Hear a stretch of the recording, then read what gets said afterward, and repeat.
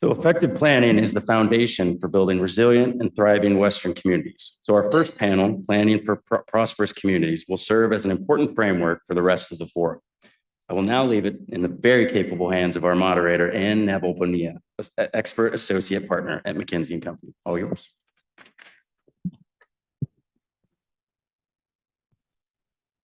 Good afternoon, everyone. Great to see you here. So we are excited to kick off this afternoon by talking about community planning. And one of the parts that I think we're all most excited about is that planning encompasses all of the different policy topics that everyone is here to talk about over the next day and a half. And so we are going to be focusing on a mixture of ideas from getting communities directly engaged to the flows of federal funding, to also understanding how we don't end up in positions that we often do, which is the funding runs out and then the programs end. And then you have to wait until the next big funding tranche comes again, and suddenly you've lost a lot of capacity. So what I'd like to do is start us off with some opening remarks from the panel, and then we'll go into questions up here, and then we'd love to open it up for questions from the audience. So without further ado, I'm going to pass it over to Sheba for introductions. Thank you. Move it a little closer. Thank you so much. So my name is Sheba Person-Whitley. I'm a regional director for the Economic Development Administration, also known as EDA, because we love our acronyms and letters at the federal government. I like to call it alphabet soup. So EDA is one small little part of the U.S. Department of Commerce. So Deputy Secretary Graves was mentioned earlier. He will be here as well. So for context, Department of Commerce globally about 75,000 people. EDA about 300 people.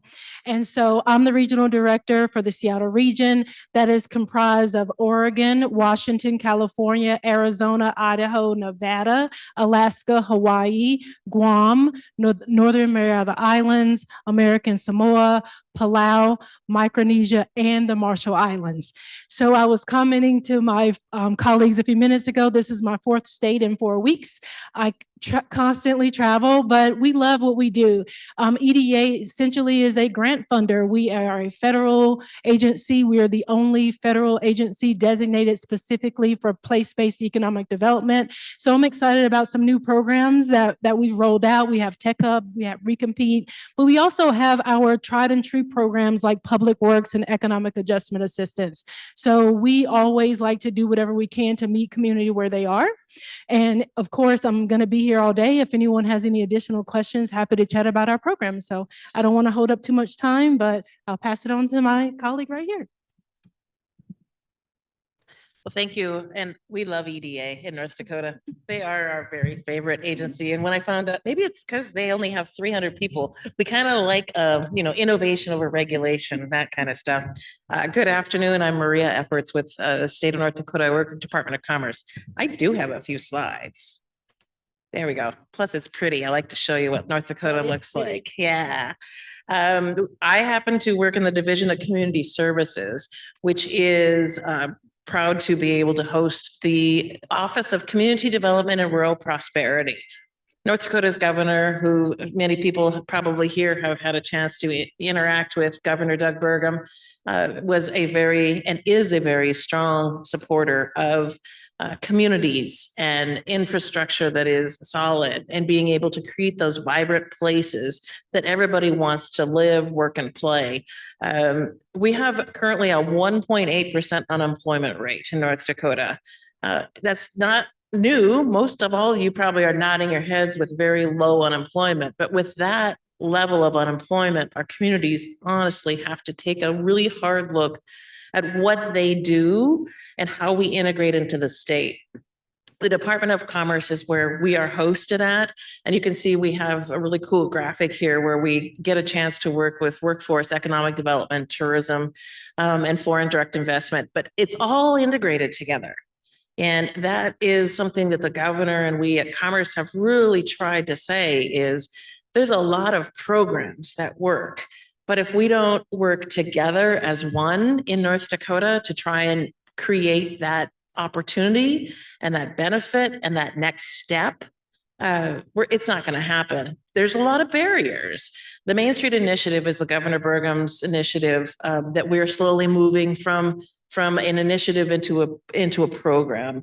And those 4 things that are up there really truly emphasize what we focus on in the state. There's a great opportunity right now for development, for community planning, for prosperity. There's a collaborative environment. I talk about EDA. I talk about the federal funds that are available right now.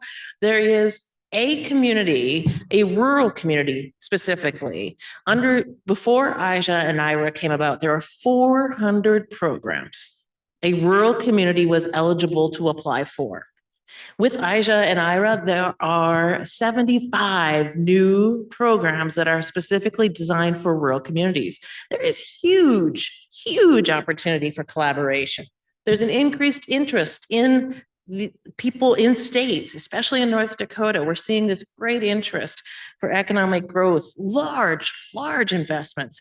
We used to brag about $1 million investments. We talk about $1 billion investments.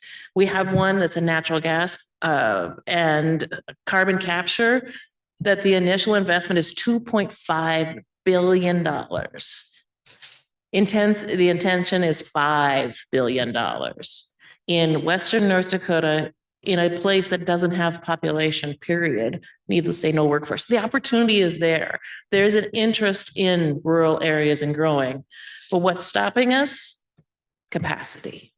This map is from Headwaters Economics, where it shows where there's a rural capacity index. And unfortunately, this is one where you don't want to be bright. This shows, and you can take a look at most of Western United States.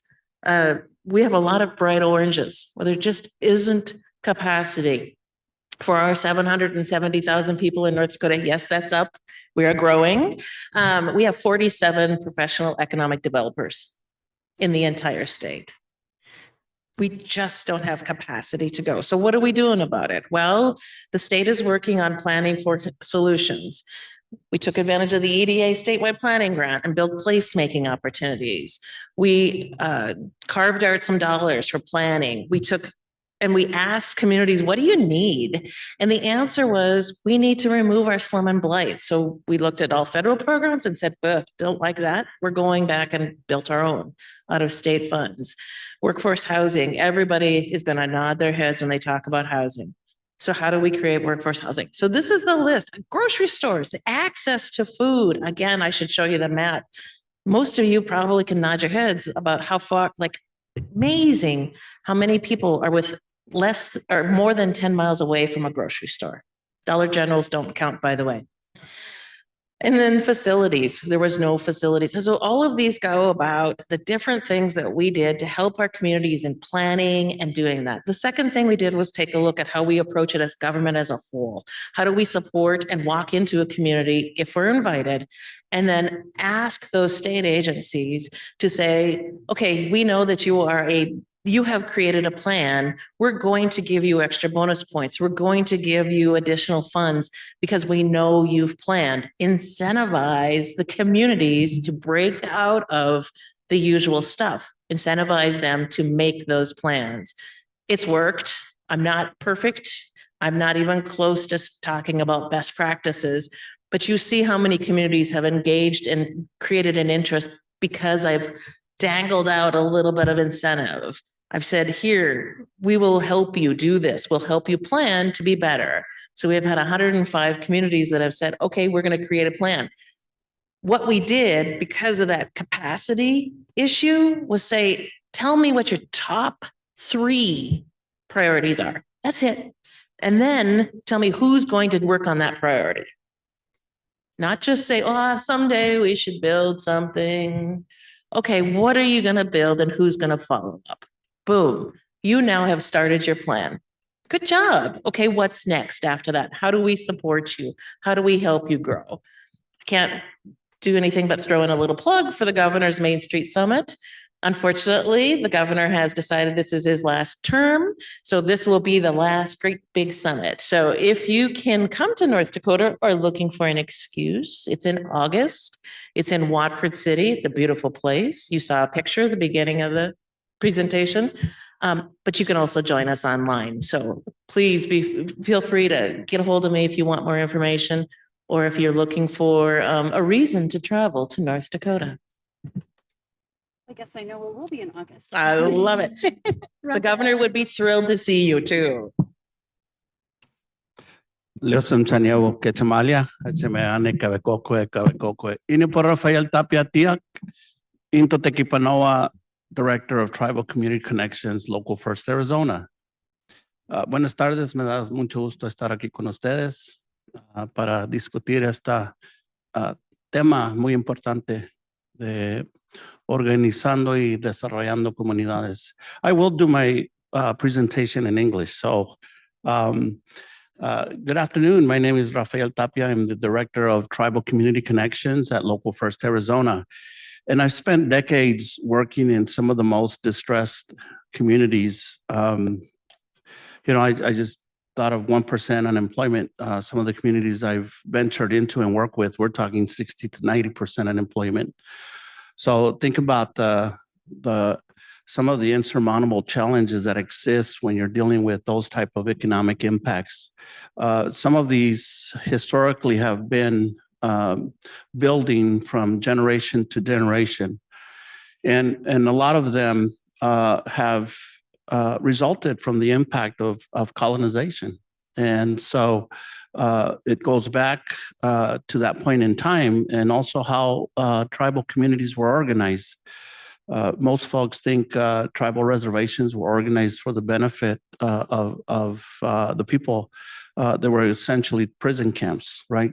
Concentration camps meant to keep the natives away from mainstream population. So when you think about that, and now what tribal communities have been doing to reinvent where things first started and what they're trying to do now to grow their economy, to create opportunity for well-being and prosperity. There's a change in what's going on where it's now tribal people are allowed to leave the reservation where before they weren't. It was against the law, and we're not talking hundreds and hundreds of years ago. So in that exchange, we're seeing that, there's some bridge building. And so what I want to focus on is that we're all builders, we're all innovators in this room. We're not just planning, we're actually putting things in the ground and moving things forward so that we can see those benefits for our community. But I think sometimes it's kind of the analogy I have is that it's like a carpenter being asked to build a three-legged stool, and they give you a stool with two legs. Well, it's not going to work very well. And I mean that in that some of the challenges that I see in working in the space that I've been spending quite a bit of my time in is that there's these great plans by government, and then they get handed to operations. And then that's supposed to create the three-legged stool. Where I think there's been a piece missing is that community engagement, where the citizens that are going to be mostly impacted sometimes don't feel that they have the input or the opportunity to engage. And so, and even sometimes when we put out notices, come to the meeting, you have a handful of people, and sometimes it's the same people that are showing up. The work I've done in community engagement for some of our tribal communities, meetings haven't always been a very positive word. It means people just talking and then nothing gets done, or they already know what they're going to do anyway, so they're just coming and telling us what's going to happen. And so we've had to change the language, because when we've been engaging community, we try to avoid the word meeting. We usually talk about gatherings, roundtables, opportunity to engage. A focus I'm going to discuss here is on emergency preparedness and response. Tribal communities were the hardest hit when COVID came in. I think news got out that food security was a severe issue in tribal communities. That's always been the case. That was nothing new. It just escalated as a result of COVID. And so some of the work I did was to go in and try to partner and be a resource to tribal communities that were activating the responses. And so as a result of that, we learned that almost every municipality has an emergency response plan. What we found out is the citizens have no idea what that plan is. And so you ask the person, hey, do you know what but we have somebody that should be doing the work. We have somebody why should I be doing their work? Well, we had to change the conversation as to look at why should you be involved in this type of work. And so those shifts that we went into communities and looking at the dynamics there allowed us to engage citizens at the grassroots level and bring them to the table so that they could have input, that third leg to the three-legged stool. Thank you. Thank you, Rafael. Welcome to Arizona. Show of hands, how many of you are in Phoenix for the first time? Okay, wow, you've all been to Phoenix. I like it. There's just two of you. Welcome. I got you. So my name is Kimber Lanning, and I'm the founder and CEO of an organization called Local First Arizona. And I really have a deep interest in the relationship between planning and economic development, and often find that those two professions operate in silos. And I've actually spent a good part of my career breaking down those silos, because I think they need to go hand in hand. And the community development part of planning is essential to economic opportunity. So our organization is, we're a nonprofit organization that exists in the space between, private investment and the public infrastructure. And we worked really hard to develop a wide variety of programs to build a more inclusive economy. And so when I say inclusive economy, I mean, for 20 years, we've been focused on this. It's the opportunity for everyone to build the future that they would like for themselves and their families as they would see it.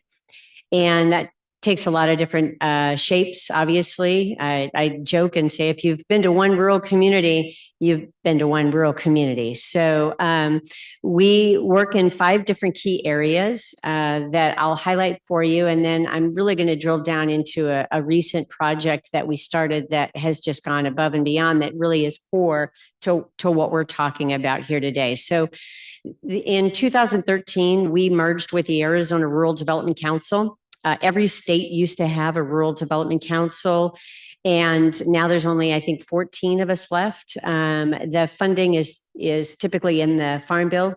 It's allocated in the Farm Bill, but has not been appropriated for the last 12 years or so. We have a different model where we have multiple revenue streams. We're not reliant on those government funds, and so we have survived all that turbulence. So our main key areas of focus are increasing access to capital and financial power, retaining resources, wealth, and talent in our rural and tribal communities. Too often we have a brain drain and a resource drain out of those communities. And so we're entirely focused on how do we retain that in those communities. We invest in entrepreneurship. We believe strongly that entrepreneurship is a pathway out of poverty, and also retains wealth and dollars in our communities, and is essential to making those communities vibrant. We are heavily involved in rebuilding our food system here in Arizona. You may not realize that 85% of what we grow is exported. So in a nutshell, we grow a lot of tomatoes and we export them so that we can import somebody else's tomatoes. And that's just not an effective way to go, especially when you factor in the water discussion. So we're trying to rebuild that infrastructure. And then another key area of our work is around reducing climate impacts. And so we have a good number of programs investing in that. So over all of those different key priority areas is something we launched in 2021 called the Arizona Economic Resource Center. And we can talk further about it, but essentially we convened about 40 to 50 grant writers and other business professionals that we deploy at no cost to help our small towns, our tribes, and our under-resourced nonprofits meet the moment of all of these federal dollars coming down. So to use a business term, we have become the last mile of delivery in trying to figure out how to interpret the complications, the prerequisites, everything that comes with all of these federal fundings to make sure that they actually reach the communities they were intended to reach. And so a lot of people ask how we funded it. It's a combination of government funding, corporate funding, private sector donors, a variety of ways. But essentially, when I landed on the idea, because we're so steeped in the community here, I was able to raise about $800,000 with nothing but a slide deck in the height of COVID. And I'm proud to tell you that we just passed $84 million in wins for our community statewide. So I'm happy to be here with you today. Thank you. All right. Well, that was an amazing kickoff. I took a lot of notes. Maybe we go back. Sheba, you had, I think the shortest start, but we know that you've been giving out a lot of grants. You all have been reviewing a lot of grants. And as we have been talking about new strategies that communities are undertaking, what are you seeing as some of the most successful strategies around community engagement that you've seen rural communities lead with and has led to successful grants? And what is the state involvement in that, since many folks here are representing states? Yeah, absolutely. So there's a word that I love to use in economic development called co-opetition.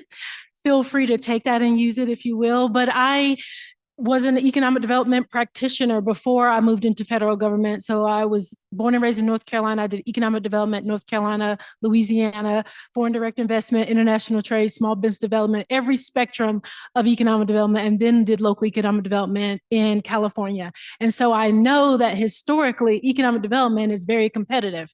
The communities are really thinking about what's the investment impact to them, how many jobs are going to be created for them, what is the tax benefit for them. But when we think about the future of economic development, particularly in areas where we know that communities have lower capacity, where they might not have as many resources available, but they have the greatest need, locking arms together is one of the most effective ways to do it, because we're all stronger together than we are separately, which is why I love to use the word co-opetition, because it still acknowledges the realities when you're dealing with your local elected officials or your government officials that are asking you about your results. They want to know about what you're doing in their community.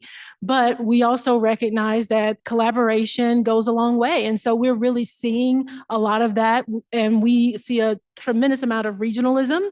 And as a matter of fact, some of our programs some of the more recent programs were specifically tailored around collaboration and building consortiums and building the sense of people locking arms together. So whether it was Build Back Better Regional Challenge or even like tech hubs and Recompete, really looking at more regional focus, looking at the communities who have been left behind. So at EDA, our number one investment priority is equity.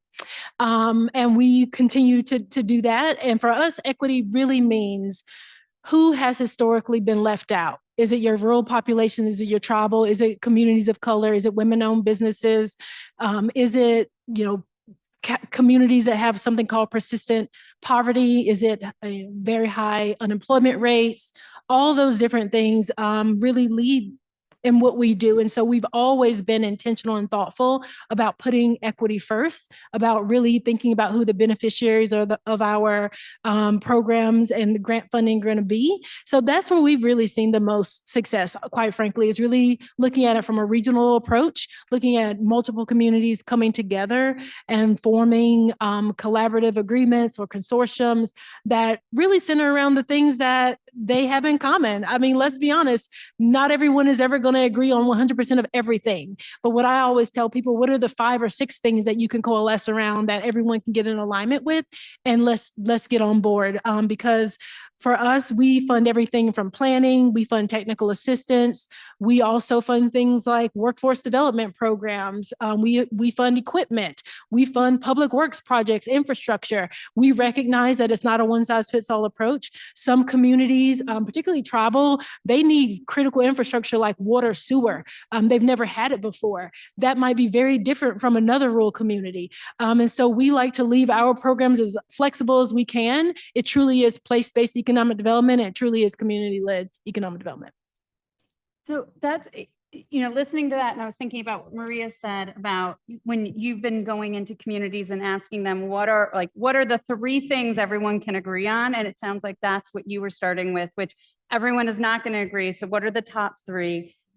What are you all finding as you start getting into some of the nitty gritty, particularly with the big grants that are coming down, right? That are focused on water or solar or other new, these are new investments that haven't been. Are you able to create that same level of sort of everyone is on the same team moving forward? And how is that happening at a local level?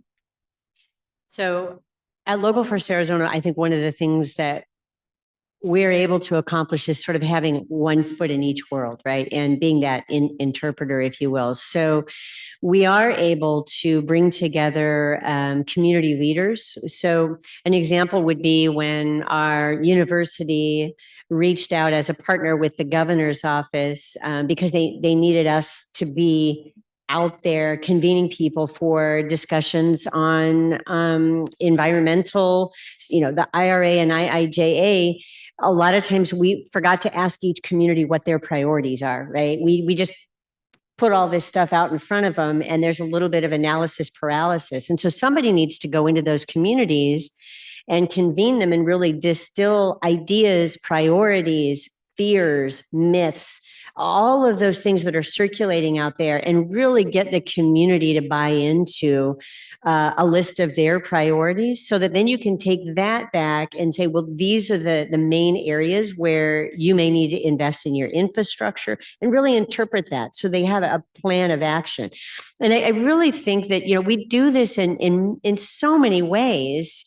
But this is an area, for some reason, it seems to really be tripping up the government. And so I know that there's organizations like us across all states, right? I mean, we're hearing from them right here. But I think it's important to recognize the critical role that they play in being that convener and being that trusted partner, because it's underscore trust, right? You've got to be somebody in the community there that convene folks and really listen to what their needs are. And you also have to be ready to go on a journey that isn't maybe what you think your priorities might be, right? That's a critical point. And we learn that on a regular basis when we go in and work with the tribes. We think we might know where we want to invest. And then we hear from the actual people that come to the meeting, that's not their priority, and they need help in other ways.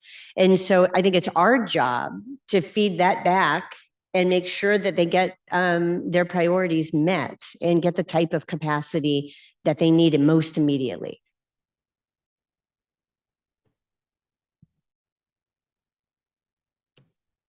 I think very much the same, in the sense of it has to be theirs.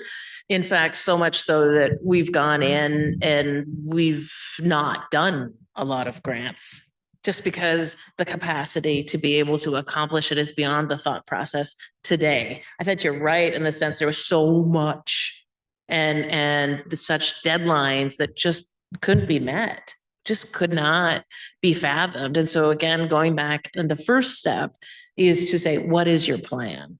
And then I probably at the same time, most communities, because EDA funded planning one time or another, we pull out those old dusty plans and we show them up and we say, what have you accomplished? Now, be proud of yourselves for doing something. Now, what do you want to do next? A lot of times that first big, ginormous plan is too much. And so starting with, congratulations, you've built a new subdevelopment in 1980, which doesn't seem that long ago, by the way, to me. And you filled it. And now that's full of houses that house families that keep people in the community. So what do you want to do next? And what do you take one bite at a time? But again, it's not me telling them what to do. It's them deciding. In fact, one of our major communities that the governor is quite mad at us about hasn't invited us in. And he's like, why can't you get to Medora? You need to get to Medora. And I said, they're not asking us. And if they don't want to, we can't make them. So there's just a lot of key components. I think you nailed it. In how to approach it and how to make it a success is very slow sometimes. And we were talking about what happens, what you have to celebrate first to understand what's next sometimes. So the focus on the community strategy has been that for many of our communities, the needs assessment has been repeated year after year. Our communities have been studied.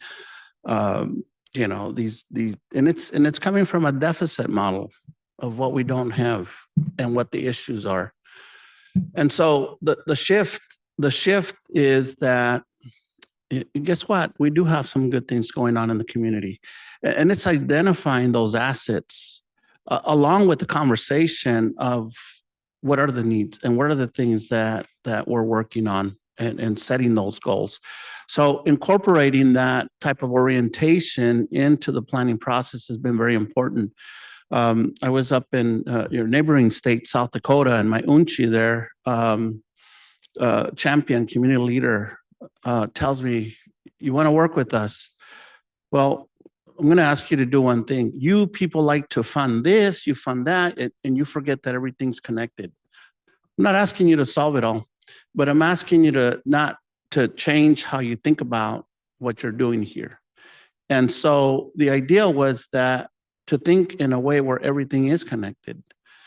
And so that kicked off that relationship with that community and those community champions, where we understood how they operated within that community. And the same holds true for our 22 nations here in Arizona. Each one is unique. Even when you go into a community, you go from one end of the community to another, there's some variation in terms of what those priorities are, as well as what those assets are. So we always look to incorporate an asset-based view of what you have to start with.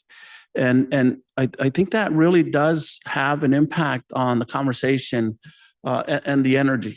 I mentioned earlier, also language is important. And I talked about preparedness and response. We were using the language of disaster preparedness and response. And in one of the communities, like, you're probably not going to get a whole lot of conversation around that, because if we put those words out, words have energy and words create things. And we hesitate to use words like that. So we had to change that to creating safe and healthy communities. Instead of labeling that disaster response and preparedness, it's like, okay, well, we're waiting for the bad thing to happen.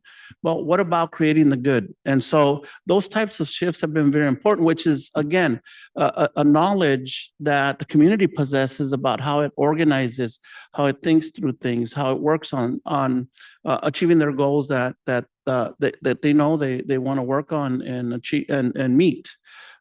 Short term and long term. So those are the things that have been part of that asset base. What is that orientation? What are the things? What the perspective is? What are the practices that have worked in those communities? And really, moving into that space of, okay, then we look at what resources are needed to move this forward. Can I just add one more thought to that? And that is, I think it's a real mistake to lump rural and tribal into one category. And it's really important to acknowledge that the tribes they're maybe equally remote, but otherwise don't have a whole lot in common with our rural areas. one of the things that we've done, and I'm not sure if other states have this or not, but we started what we call with a Rural and Tribal Funders Roundtable that brings together our local team for the federal governments, our corporate philanthropies and our family foundations into one room to talk about their priorities, their application processes, and really even offer a level of transparency about where and how they're investing. Because oftentimes those supplemental dollars can bridge the gaps that exist. So if the federal government can't fund that and that and that, then maybe a corporate or family foundation can step in and help. So it's really opened a lot of eyes here in Arizona. It's interesting when you say that. I mean, what it sounds like is you're bringing all of the funders together and saying, all of you are going to help in solving this challenge or this opportunity that the community has identified, and sort of bringing everyone in to be part of that solution, as opposed to, we are going to send out, one grant application here, one grant application there, but saying, come with us and create that, put the puzzle pieces together. Is that right? Absolutely. And I can't underscore how important it is, because those groups, I mean, our family foundations they're like, what's EDA, right? That's just not their world. And so to be able to bring these folks together on a regular basis, to be in relationship so they know who to call, well, we're thinking of funding this, or we might invest in that, or even just to know these are EDA's priorities as they're thinking about where they're investing. So we're creating a mapping system right now where you can search by sector or geography to look at what investments have been made. As you're evaluating what kind of funding could go forward. And we're hearing back from our beneficiaries that it was so helpful to have that layer of transparency. Many people don't realize that a city or town, I look at it as fishing lines, right? They might have 6 or 8 fishing lines out there. And if 5 of them bite at the same time, then they're like in crisis mode, right? And plus they don't get an opportunity to go back and say, well, if I knew you all wanted to fund one thing, I might like to rework my application, right? But the opportunity is lost. So I think that on both sides, we're seeing a lot of this makes so much more sense. If I can add quick, like on that same philosophy of coming together, one of the things that we discovered over time, doing these Main Street visits with the governor and crew, was we bring state to them. And I can't believe how many times we would walk into a community, even if it was just one of my community developers, and the community would say, this is the first time anyone from the state has ever visited us. And that was embarrassing, but a moment to be proud of too. I went back and chewed on everybody I possibly could, but it's that, what are your top 3 priorities? What can you solve? Who can we bring to you to understand what's next? And I think the last year where we've been doing that style of visit, it's been much more successful, because otherwise we hand out all this paperwork and say, here, call the State Water Commission for this issue. And they're not going to. But if there's a face with that, now getting people from the state capitol to leave the state capitol is another issue. But luckily I have a governor who says, you will do it. And so they do leave. But I just can't say enough about going to people to solve the problems. 100%. And to echo that, even at EDA, we actually have something called an integrator. So we have a position specifically created to know and understand the overall federal funding landscape. Who is doing what? Because we all know government, despite our best efforts, tends to be very siloed. The left hand often doesn't know what the right hand's doing. And so that person's role is to specifically know what other federal departments are funding, what are their priorities, what's available, so that even if we have a community that has a community that actually comes to us and we cannot fund it, we can link them up with the integrator. And they can have that conversation about stacking funding, about looking at their scope of work in a more creative way. What is available, what's out there. And we always say it really needs to be community driven. I want to echo what my colleagues have said here on the panel, because we have one in a Western state. It's not Arizona right now. And it's tricky because the president has called out lithium as, a national security issue, because it is. And then they've got their governor and they've got the congressional leadership, all these people are saying that this particular area needs to be doing this work. And for over a year, all those elected officials have been calling EDA saying, what are you going to do? What are you going to do? What are you going to do?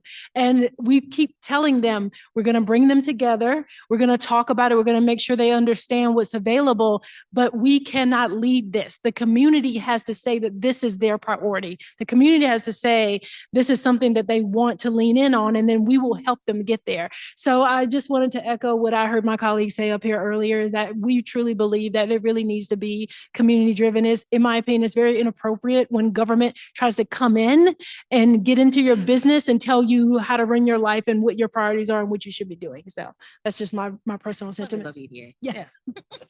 You know, it's interesting because when, Rafael, when you were talking about the asset-based development, the first thing that popped into my head, and maybe this is a little shout out for the next panel that's going to happen, but one of the big grants that's come out of the Department of Commerce this year is through NTIA, and there's a digital equity grant through the Digital Equity Act. And that is the first time I have seen a requirement for a planning grant that was an asset-based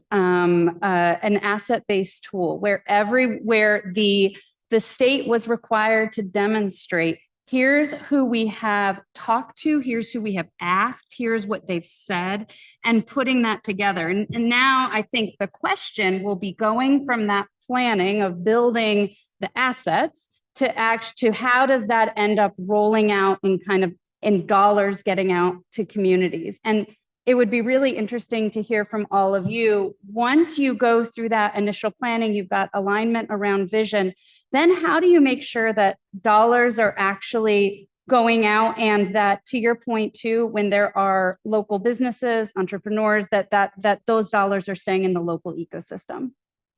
Let me tackle it first. Whoever wants to go first. Yeah, so I can be really brief here.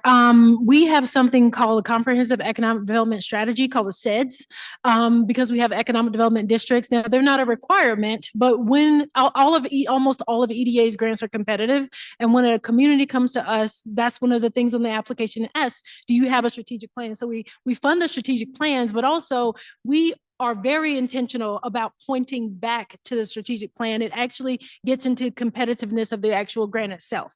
And so that's something that we're really transparent about. And we have economic development representatives all over our different states. Here we have Jeff Hayes. That's the person that helps people navigate through that. But we're upfront and intentional about really pointing back so that it's not some arbitrary idea that someone just pulled out of the sky, because unfortunately what we see a lot of is communities kind of get taken by these consultants who say, oh, I'll write this proposal for you and help you get a successful grant. And next thing you know, they've taken $200,000 of that little community's money for a grant proposal that's never really going to make it over the hump. So we always dig into who are the beneficiaries. Like, that is actually a part of the competitiveness.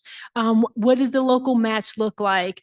What does the overall economy look like? Who is this really going to be benefiting? One of the big things that I'm always harping on is it can't just be the same people who know how to game the system. Are we looking at diversity of who we're funding and the types of projects that we're funding, and always having a look back? We usually don't prepay anything. It's always on a reimbursement basis. So that also helps with the checks and balances to make sure that the thing that they said they were going to do and the thing that they said that they're going to build, that is actually what they did. And thankfully, I have a really good crew of people. I have civil engineers, I have environmental representatives. They all go out into the community and they do site visits. They meet with community. They, check up on projects to make sure that the thing that they said they were going to do, they actually came through and actually did it. So Sheba, I'd like to build on that in terms of the reimbursement piece, because as we help our communities, whether they be cities and towns or even counties in some cases, and certainly our tribal partners, that reimbursement can sometimes be the roadblock.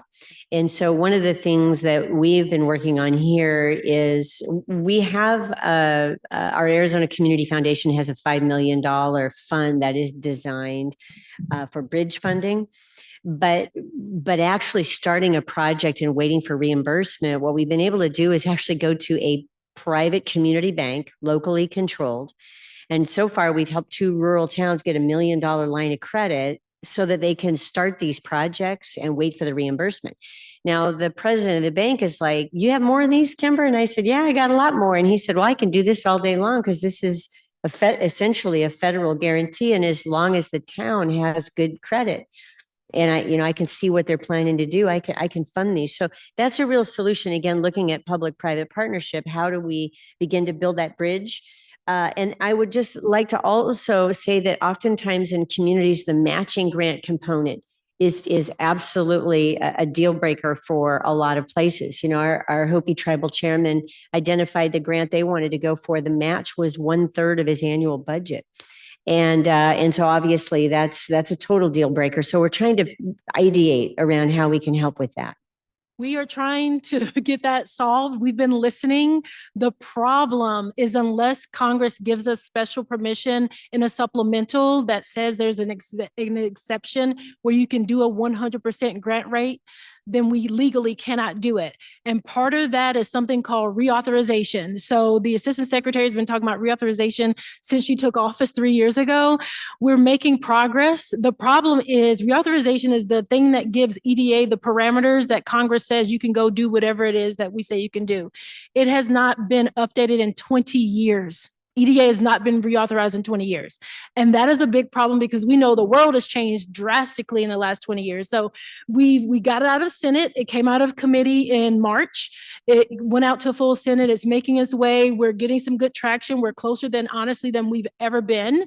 The House is going to be a completely different subject. We don't know what's going to happen, but we are hopeful because we absolutely have to have that in order to give us the flexibility to help the most distressed communities, because we know that is a major barrier. And so you can't say this, so I will. Call your representatives. Your voice matters. It really does matter. And we need to get these things across the finish line if we're going to get these funds deployed. You're not the only one. HUD is in the same boat. So yeah, that reauthorization, that updating of language is tough because you touch it, you might not get what you want either. Well, they like to add on things. That's been the problem. They're like, oh, let's add that. They should be doing this. And it's like, that's not actually. Reiterating the sense of what you said about what local communities, how do we accomplish it? First, you have to get it there. The match is difficult. The reimbursement is difficult. I love the idea about that line of credit. I'm going to use that. I've written all kinds of notes I'm going to use when I get home. But we try to be as flexible as possible first. Some things in your rural communities to think about is how long that grant is open. A rural community usually has to go in and get permission from at least one, if not 2 different boards. Most of those boards meet once a month. So between the time of writing, figuring out where you're going to get it, and then getting authorization, it's a minimum of 6 weeks. We learned that real fast when we had a 4-week grant. They said, we can't do it.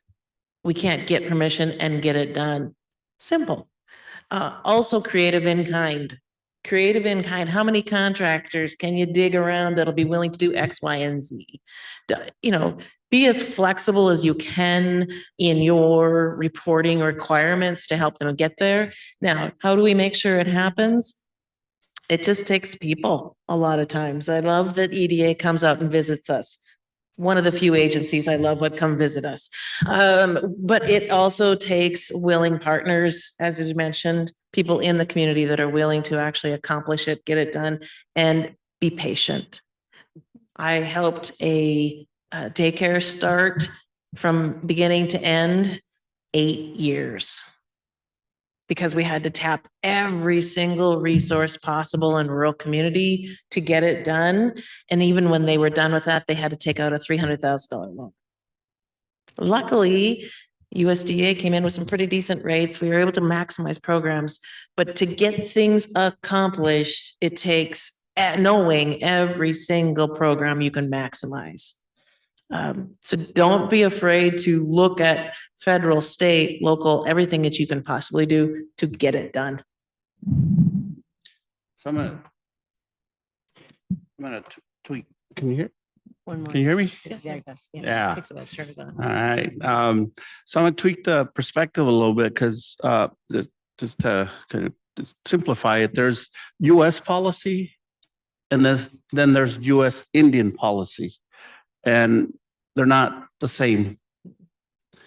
There's different rules that govern that relationship between federally established tribal nations and the US government. And some of those are steeped going back in treaty and that trust relationship.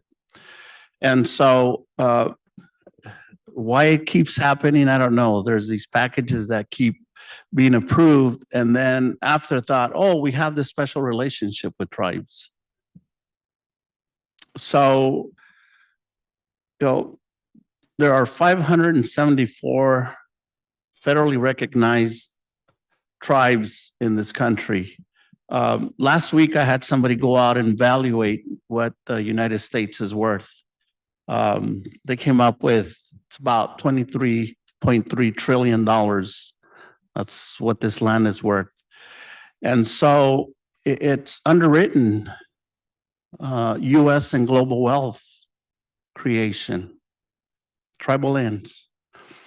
And so when it comes down to asking for some of these resources to come back into our communities, it's like it's a huge gap. One example is the match. I think we've met that match time and time again. And I'm just talking about the surface land, not the resources that come out of the land. Thinking the mining that happens here in Arizona, copper, uranium, that's about $5.5 billion. That's just one segment of the economy here. And that was up on that figure was up until 2022. I don't even know what the gold out of the Black Hills is worth. I think it's in the billions. And so when we think about that orientation of how we engage the government in these packages, for us, it's based on some of these treaties, rights, and the trust relationship. And so because of that, and how US policy and US Indian policy are formulated, sometimes, there's some significant challenges there. Even though these packages come out with huge amounts of resources, many a times they tend to pass by our communities, and sometimes it's not just capacity. Sometimes it is the way that these packages are structured.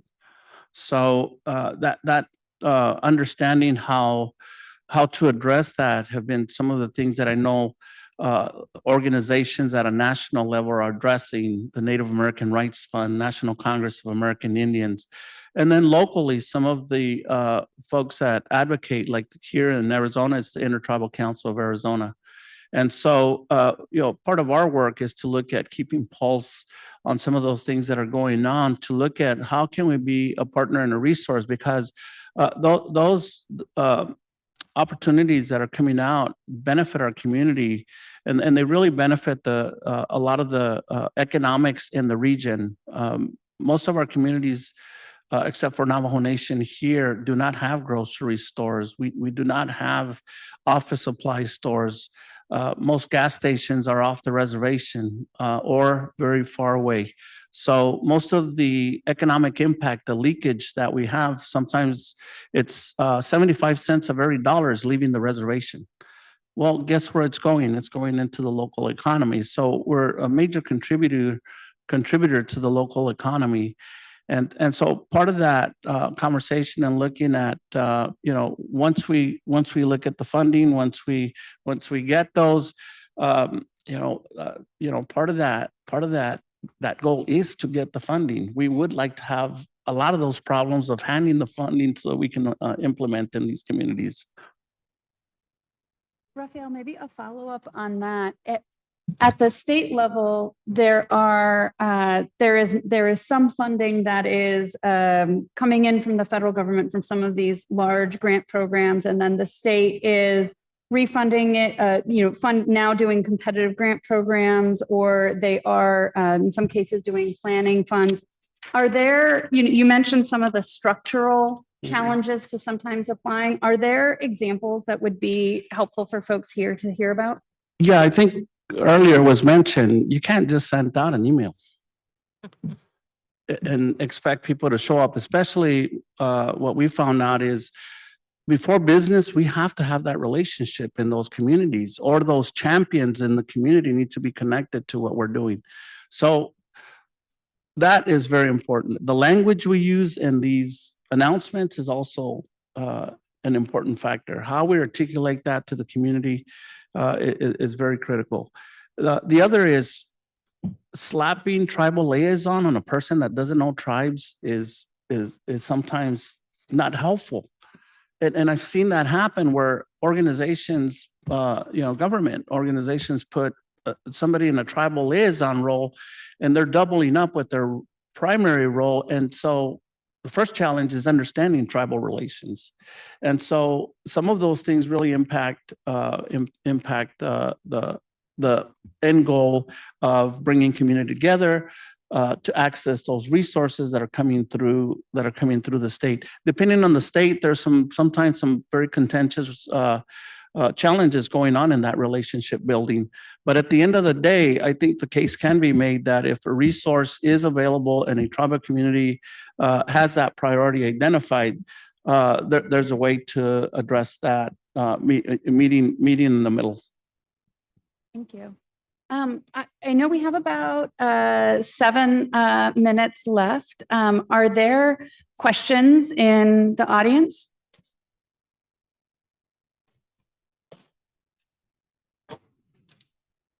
Yes, good afternoon. Thank you. Excellent presentation. My name is Uriah Redondo, Latino Farmers and Ranchers International. And I have worked at the Department of Agriculture, and now I'm head of an NGO. We have been charged with being appendages to the government. And a lot of the resources that are coming to deal with our communities in rural areas are going to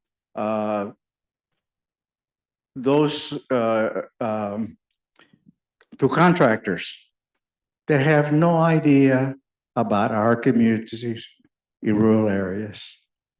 I know that the MDA was just a federal rule was about making sure that race was not used as a means to award benefits to those communities. I think it's March, so early March. We're dealing with the rural communities and our farmers and ranchers with 13 lawsuits when the Department of Agriculture tried to deal with the long history of discrimination of communities, ethnic communities, in terms of the use of their resources. And then debt relief, 13 lawsuits, because the mainstream community did not believe that we were deserving, in spite of the fact that the discrimination is taking place in our communities to this day. So now we're dealing with an attack on diversity, equity, and inclusion. So I'm just wondering how it is that some of you folks who are have to deal with this. Appreciate your, thank you. Yeah, that's a great question, and it is a legitimate concern. I feel like, well, first of all, I'm like certified in DEIA. I've gone through classes. I did that work in California, so I feel very personally, very passionate about that type of work. But fortunate and unfortunate, because MBDA is the Minority Business Development Administration, and that is under the U.S. Department of Commerce. And they were finally codified under President Biden. They had been out there, but they had been honestly kind of like not official in that they didn't have an executive order or anything that gave them a little bit of heft to continue to do that work. So it is unfortunate that is where we are. But equity is still our number one investment priority at EDA. And unfortunately and fortunately, when you overlay that intersection between race, ethnicity, poverty, thinking about communities who have historically been left behind, a lot of times you're capturing the same population, because we recognize that through discriminatory public policy, through everything from, putting people on reservations to stripping people's land from them, all sorts of redlining, all sorts of really bad public policy, it has resulted in that divide, and people have been intentionally left behind. So equity continues to be our number one investment priority. Again, when we look at the intersectionality, we're still capturing the populations that we know need our funding the most. And we still have specific set-asides for Indigenous tribal communities. We still are continuing to really lean in on rural populations. We're still looking at things like persistent poverty. We're still looking at communities of color. We're still doing the work that needs to be done. There is, of course, uncertainty about what the future is going to hold because it is an election year. And that is the reality of all federal government. I'm still getting used to that. I've been in federal government just over 2 years. So this is a very unusual space for me to be in, but we're hopeful that through EDA specifically, that we can put an infrastructure in place that will be one that has that continuity, regardless of if there is an administration change later this year. So, Mr. Arredondo, I'd like to just chime in on that. I would encourage you, if you haven't already, to hire a PR agency and to open up a GoFundMe where you're not alone. You're not alone, because for those of you who didn't follow the exchange that just happened, since the founding of this country, we've had white farmers and ranchers, millions, billions, trillions of dollars worth of subsidies to grow what they grow. And now the government is trying to grant funding to farmers of color, and they're being sued by those white farmers. And you're not alone. I just want to say that there are people from around this country that would help you fund those types of things, because we have to hold accountable. And here in Arizona, just the cotton farmers alone have received $400 million worth of subsidies in the last 30 to 40 years to grow cotton, which is the thirstiest crop of all. So these stories need to be told so that we can begin to bring back Indigenous knowledge up to, our farmers and ranchers have, and that have been essentially denied. So I just wanted to add that. I would love to have a follow-up conversation with you.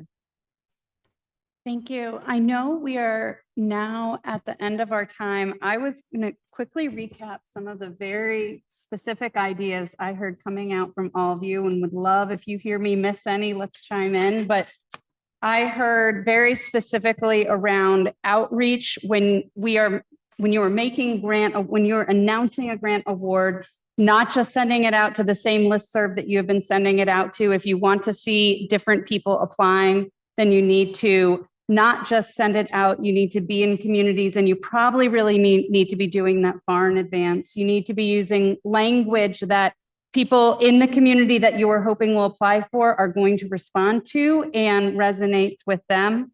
The idea of a funding roundtable where you're really enrolling funders into the solution set. Looking at grant timelines, making sure that whether you need to get approval from the tribe or from a local community, from a council, that is actually enough time, given that those entities do not meet daily. They might meet once a month or once every 6 weeks. Making sure that we are being as flexible as possible in terms of making sure you get the information in as a funder that you can, but also making sure that those are going to be reasonable and reflect the capacity of the organizations that are getting awards. What else? I'm sure there are other things that I missed there. I just have one idea. In the private sector, can you imagine dropping a brand new product on the American public with no marketing budget at all? So my proposal is that the government actually put the marketing budget behind what they're doing and put the people on the ground to help work with organizations like ours. Because otherwise, you said it earlier, people that are gaming the system, people that already speak the language, those are the people that are going to end up with all the resources. And who will be at the reception tonight? Okay, so if you want to keep talking about community development, Maria's going to be here and anyone else who will. So thank you all so much. Really appreciate this panel. Thank you. Thank you.